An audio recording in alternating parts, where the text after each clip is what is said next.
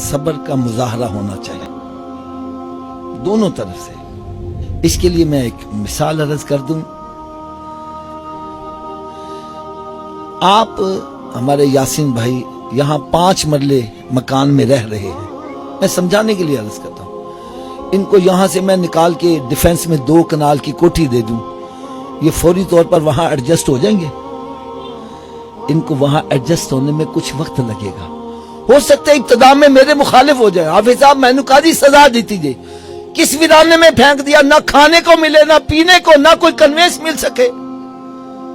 اور پھر جب کوئی سال 2 سال گزر جائیں گے، پھر ان کو یہ علاقہ اچھا نہیں لگے گا اور کہیں گے میں پانی مرلے پنار کی میرا نسل۔ ایسا ہی ہے نا جی۔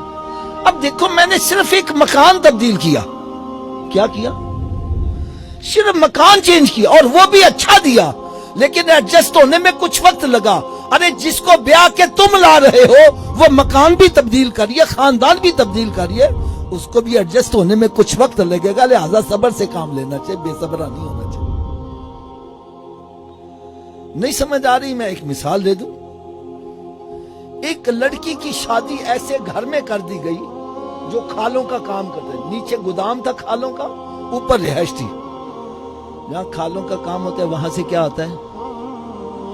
لڑکی نے تو پہلی رات ہی شور میں کہا میرا تو دماغ پھٹ جائے گا، میرے والدین نے تو میرے ساتھ ظلم کیا، مجھے کس جہنم میں دھکیل دیا، میں تو زندہ رہ ہی نہیں سکتی، میرا تو دماغ اتنی بدبو، آپ پتہ نہیں کیسے زندہ ہو۔ گھر والے سمجھدار تھے، وہ صبر کرتے رہے۔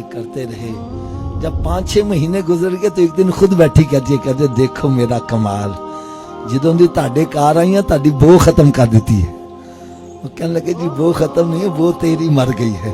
تو بھائی اس کی بو مر جائے گی، اس کو وہی گھر اچھا لگے گا، لیکن تھوڑا سا صبر کا مظاہرہ کرنا ہے۔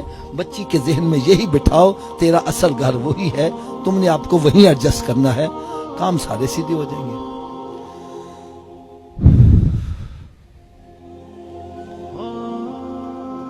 اور اگلی بات سنو، ہر دولہا یہ چاہتا ہے میری بیوی میرے ماں باپ کا ادب و احترام کرے۔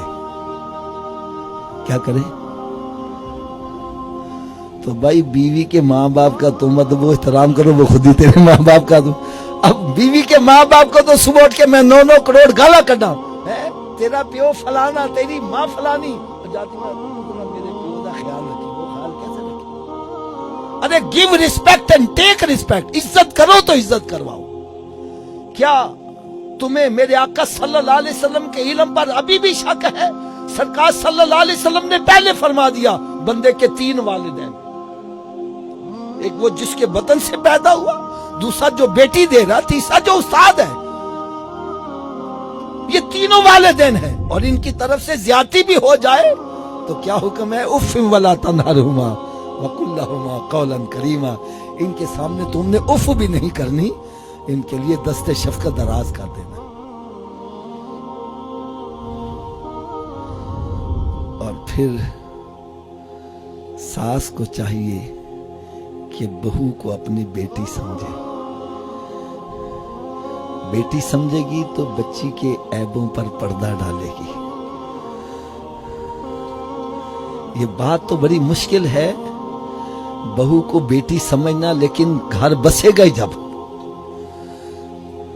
آج اگر تو اس کے عیبوں پر پردہ، بڑھاپے میں یہ تیرے عیبوں پر پردہ ڈالے گی۔ ہمارے یہاں ہوتا کیا ہے؟ جو بھی آتا ہے اس کی برائیاں، میری نو تے ستی نہیں جو اٹھتی، سارا دن گزر جاتا ہے، وہ کام کو ہاتھ ہی نہیں لگاتی۔ میں کہتا ہوں یار چلو اس میں 90% برائیاں، کوئی 10% اچھائیاں تھی ہوگی نا یار، کوئی اچھائی بیان کر دو۔ اچھائی نہیں بیان کر، برائیاں ہی برائیاں۔ اور اللہ نہ کرے کہیں کو کاغذ کا پرزہ لپیٹا نکل آئے، بس سمجھو پھر تباہی، یہ تو جادو کرنی ہے، تو فلانی ہے۔ یار ایمانداری سے کیا یہ تعویذ برے کام کے لیے ہوتا ہے یا اچھے کام کے لیے بھی ہو سکتا ہے؟ تو ہم اچھا گمان کبھی رکھتے ہیں؟ میرے آقا صلی اللہ علیہ وسلم نے ارشاد فرمایا مومن کے بارے میں اچھا گمان کرو، بدگمانی نہ کرو۔ ارے مومن کے بارے میں بدگمانی رکھنا یہ حرام ہے، ہم حرام کے مرتکب۔ جو بھی دیکھتا ہے बुरी नजर से, बदगुमानियां, अच्छा गुमान नहीं। क्यों जी, कभी हमने कहा मेरी बहू जो है ये तवीज आपस में मोहब्बत बढ़ाने घर में खैर और बरकत के लिए करवा के लाई होगी? कभी ऐसा कहा है?